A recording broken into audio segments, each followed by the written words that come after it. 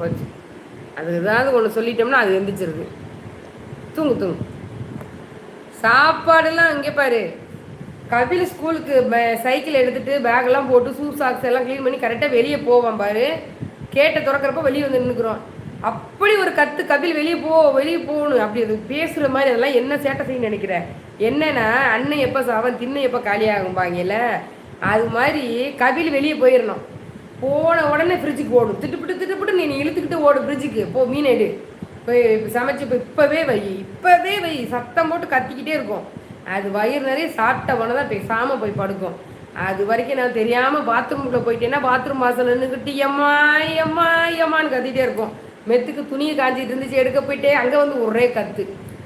நிறைய சாப்பிடணும். கபில் அது இப்போ வெளியே போவான். ஏன்னா அவன் போன பிறகு தான் அதுக்கு ஒப்பம் தெரியும். கரெக்டாக அவன் போகிற வரைக்கும் வெயிட் பண்ணி அவனை அனுப்பி சாப்பிட்டுட்டு ஒரு தூக்கம் ஒரு போட்டால் தான் அவருக்கு திருப்தி.